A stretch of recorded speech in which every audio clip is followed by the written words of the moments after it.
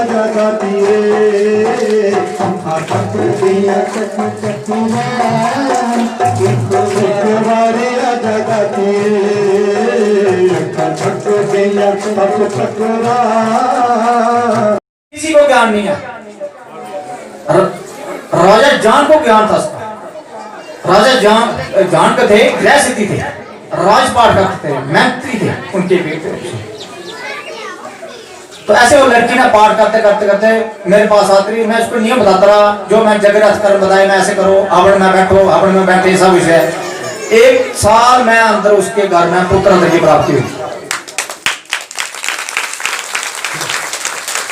अगर मेरे पास प्रमाण नहीं होते मैं इधर नहीं आता आपके गांव में। मैं सच्ची बात कर रहा हूं। अकबर था, मां भगवती की कृपा नहीं जानता था। उसने जोत जो है, ज्वाला जी जो बहन गई है देखे हैं, जोत पर उसने नहरा ला दी। बहुत कोशिश की उसने जोत मराने के लिए। मां को मरा सकता है कोई? मां को भगवान शिव को मरा सकता है कोई? मगर सूर्य भावना वाले लोग हैं घर घर में जो रावण पैदा हुए हैं, जो धर्म में ना पर्वती उनकी ना दूसरे को लगने देते। मैंने पता घर में नेगेटिविटी है, बता देते मेरे घर देवी आ गई। देवी ऐसे नहीं आती भाई, देवी को 12 जोग चाहिए। मैं बता देता हूँ 12 जोग जिसके भीतर है, भगवान की शक्तियां इंटर हो जाती हैं। उसको कोई तपस्या करनी जरूरत नहीं, इंटर हो जाती है। तपस्या का मतलब है शुद्ध होना, नेगेटिविटी खत्म करना। मगर लोग क्या मजाक बनाते हैं तपस्या और अपना मजाक बनाते हैं। प्रमाणी है कोई काम? प्रमाणिक काम नहीं है। शास्त्र बोलते हैं जब तक तत्व ज्ञानी नहीं है उसको झोला बदलेगा वो अपना। अगर वो लाल पीले कपड़े पहनता है उसको दोष लगता है। जब तक आपके पास प्रमाण नहीं है, शास्त्रों का प्रमाण नहीं है, जब किसी तत्व का प्रमाण नहीं है, जब आपके पास आए व्यक्ति को उसका दुख दूर है, तो आप तत्व ज्ञानी कैसे बने? आजकल गुरुडम बहुत है। कोई बहन बोलते ना गुरु नहीं छोड़ना थी, वो सदा आपका गुरु तत्व ज्ञानी नहीं, आपको ज्ञान नहीं करेगा। इसलिए गुरुडम से भी दूर हो और इन चीजों से दूर हो। आप पाठ करो, 6 महीने में आपके पाठ का दूध और पानी का पानी बना देगा। अगर आपके घर में नेगेटिविटी है दूर हो जाएगी, बाहर जाएगी। इस पाठ से भागती है तो भाग जाएगी, पाठ नहीं करने देगी, बात जाएगी कान में आपकी भाई माता पाठ कर भाई। अगर आप पाठ शक्तिशाली का है और चक बात ऐसी है जो शास्त्रों बगैर हम देते नहीं है, जो शास्त्र में लिखा हुआ है, तो फिर उसको करना क्यों देती? कारण क्या है कि उसको जगह नहीं मिलती भी कहने के लिए नेगेटिविटी को। नेगेटिविटी एक आत्मा है, उसके आपके शरीर में भोग कर रही है, वो खा पी रही है, वो एक दिन आपको मार देगी। वो मेरे पास कभी दुष्टांत आए ऐसे, घर में कोई भी औलाद नहीं होना देती। औलाद हुई तो उसका क्या क्या करते, जब शराब पीने लगो, जब गलत कर्म में व्यंजन फंसेगा, ऐसे घर घर में नेगेटिविटी है। डेट टाइम में कोई रात को सीधा खाना खा रहा, कोई कोले खाना शुरू कर देता है। डॉक्टर को बोले मैं कोले खाता हूँ, क्या बताएगा? लगातार सिर दर्द हो रही किसी को, छोटी उम्र में जो ट्यूमर हो रहा है, छोटी उम्र में जो डायबिटीज हो रही है, ये कारण क्या है? ये दोष है घर में, बेहतर दोष है। उसके लिए शासन करना बहुत जरूरी है। लोग धन में पड़े हैं, धर्म में उनकी प्रगति नहीं है, जिस कारण वो दुखी है। धर्म जो है बारी भरा उसमें। प्रभु बोलते मैं क्रिया कर रही नहीं हूं, मैं भाव कर रही हूं। भाव शुद्ध है तभी भाव कर रहे प्रभु होंगे। प्रभु भाव में कौन देखेगा ज्योतियों के बारे में, जो ज्वाला जी ज्योत लग रहे हैं? वो बोला कि सैनिक है नीचे कोई, मगर जो तत्व भी नहीं जाएगा वो अपनी जोत से उसको जोत बनाएगा, वो ही जोत बात करेगी। भगवती बात करती है परख दिया भीतर में, आपके रोग बता देगी। मैं हर इंसान का हम रोग बता देते हैं, इसको रोग बताना जरूरी नहीं है। आप एक फोटो लेकर मेरे पास आना, आपका पूरी कहानी बता देंगे। पिछली भी कब आप जमे थे, क्या हुआ था, मगर एक बताना जरूरी नहीं है, आपका रोग दूर करना जरूरी है। आप कैसे भी हैं, आप पाठ करो, आप 6 महीने में शुद्ध हो जाओगे और आपका धन भी आएगा, धर्म भी बनेगा, आपका पुत्र होंगे, पौत्र भी होंगे, और शादी भी होगी और मुक्त भी हो जाओगे लास्ट में। जिस घर में स्त्री का अपमान होता है उस घर में कला रहती है, ये गलत। ये शास्त्र में भी कहा है यंत्र देवता रमते उठे देवता वास करते हैं जिथे स्त्री की पूजा होती है। मगर आजकल घर घर में शराब है, कबाब है, स्त्री का अपमान है, देवी का अपमान करते हैं। मगर स्त्री भी देवी नहीं बनना चाहिए। देवी तब बनेगी हो तब उसको 12 किस्म के योग आएंगे, नियम अनुसार काम करेगी, वो सत्य बोलेगी और कुसंग नहीं करेगी। एक होता सत्संग, स्त्री ज्यादा कुसंग करती है। कुसंग जो है नेगेटिविटी आती है। सत्संग में बैठो और आपके जो श्री शुद्ध होगा, मुक्त हो जाओगे जहां से भी आप, और आगे जो धर्मराज भी आपको प्रणाम करेगा। तीर्थ कृपा तब करते हैं जब आप अंतर शुद्ध हो, नहीं तो तीर्थ जैसे आपको कैसे लगेगा जैसे किसी मंदिर में जाना भी। मंदिर में किसी का अनुभव नहीं होगा, मंदिर पुजारी को पता है किसका मंदिर में क्या शक्ति है, या किस तीर्थ में क्या शक्ति है।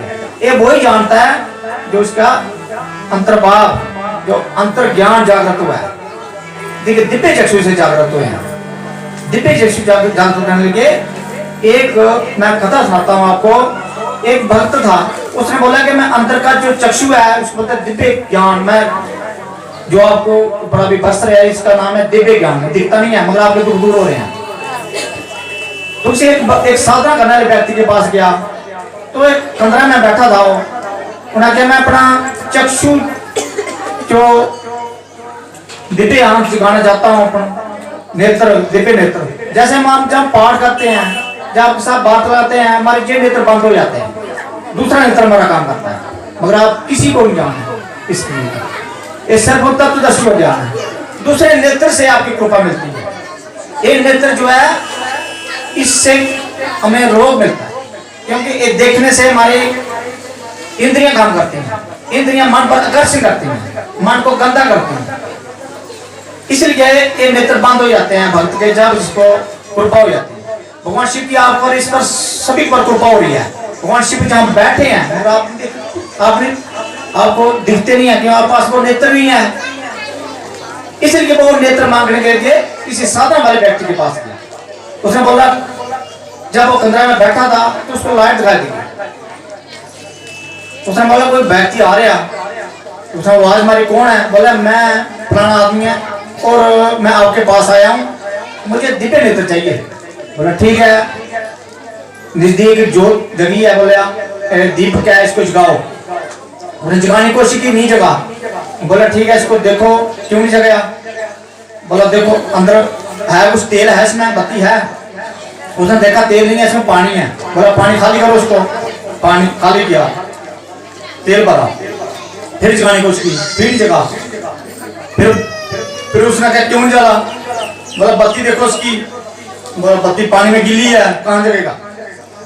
अब नीचे आप एक दीप में जोत लगा के, ऊपर बत्ती है जो गिली है तो नहीं जलेगा, दीप नहीं जलेगा।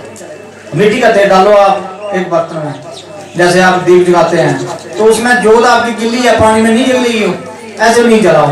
उसने कहा ये जोत बाहर निकालो, सुखाओ उसको। सुखाई, फिर जल गई।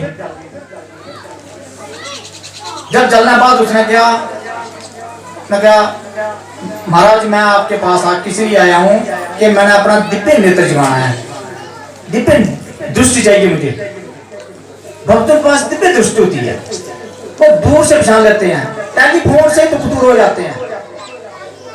रात का दुष्कांत है, टेलीफोन किया व्यक्ति ने 12 बजे, उसका दुख दूर हुआ है। मगर लोग अन्य हैं, लोग की ज्ञान नहीं है, जिस कारण श्रद्धा विश्वास नहीं। जैसे अकबर को नहीं हुआ, अगर वो धनु बन जाए आप, शाक्ता माँ दुर्गा बन जाती है भाई, मगर लोग की ज्ञान नहीं है। तो उसने बोला मुझे, उसने प्रश्न किए कि क्यों नहीं जगी, मेरी जोत कैसे जगेगी? बोला मैंने तेरे प्रश्न का उत्तर दे दिया है। बोला जब मैं ज्ञानी व्यक्ति हूँ, मुझे कृपा करके मुझे विस्तार से समझाओ। बोला ठीक है, जैसे आप भाई ठीक है आप आए हैं, भौतिक ज्ञान बहुत है आपके पास, कोई जहाँ इंजीनियर है, कोई कभी उच्च अवधि पर है, हम तो उस लायक नहीं है।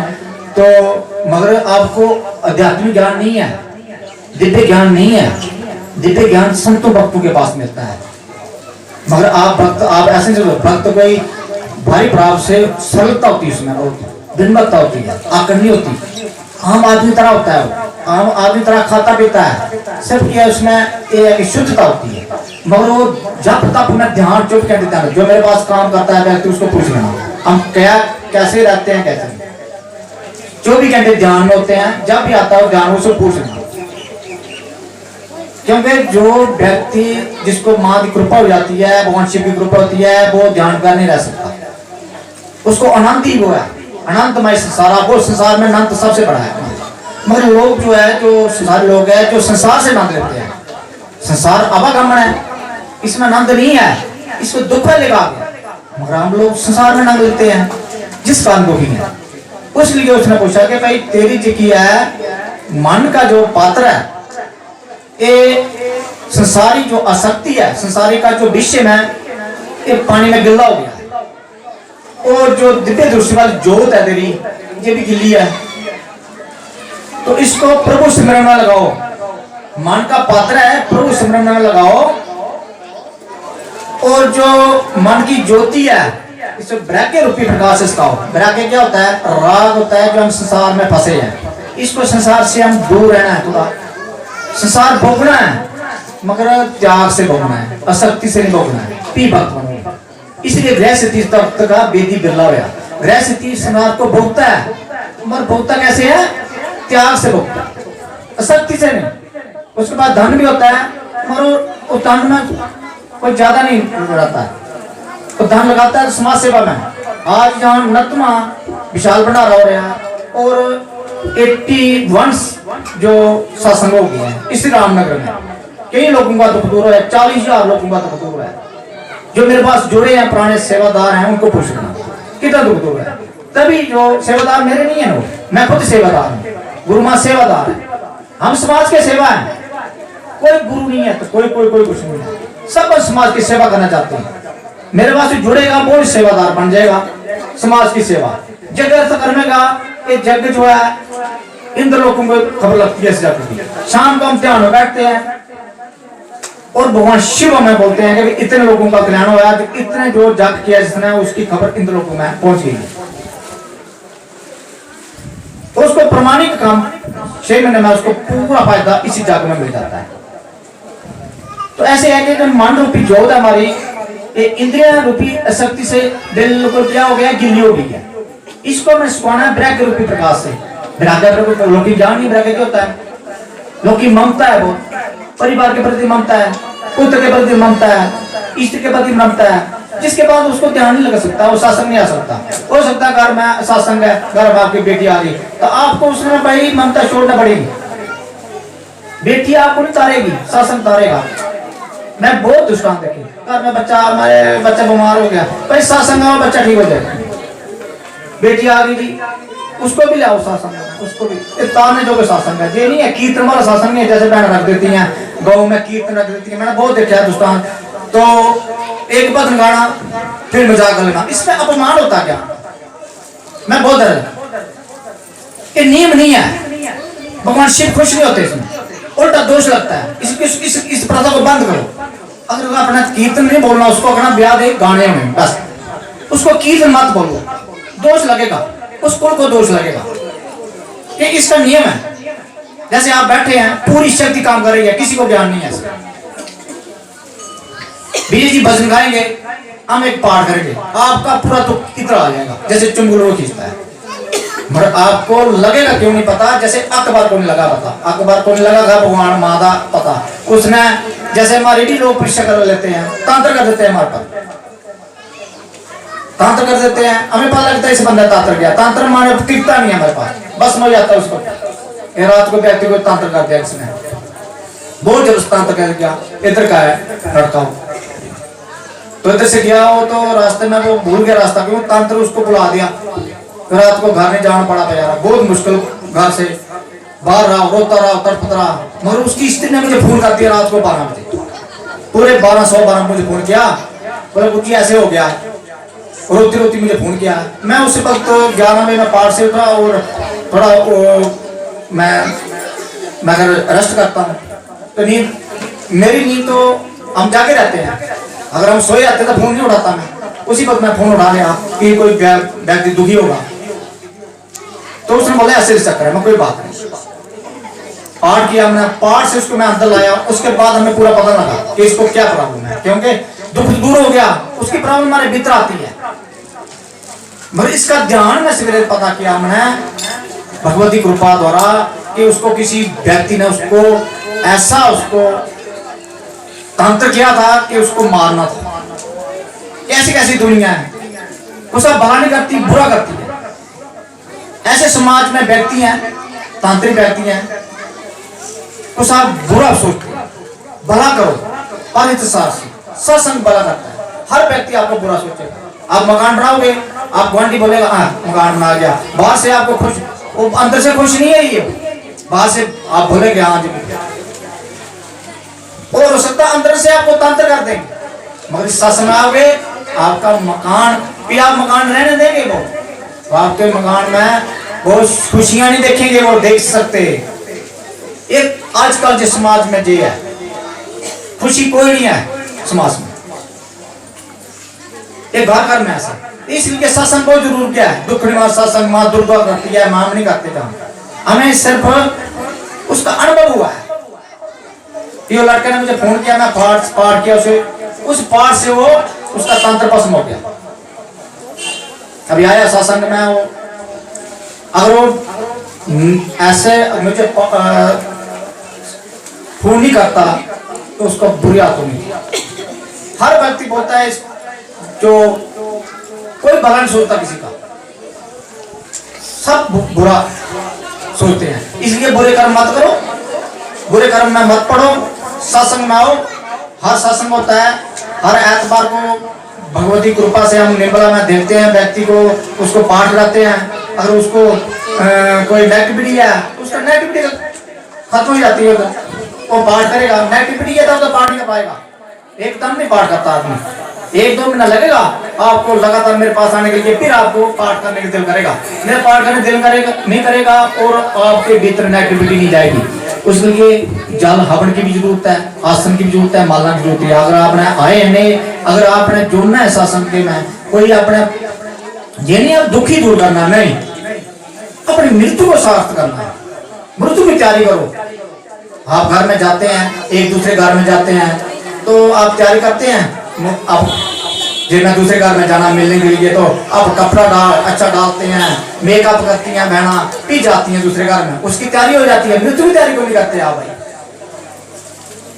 मृत्यु है, अटल है, उधर आएगी तो क्यों नहीं करते तैयारी उसके लिए?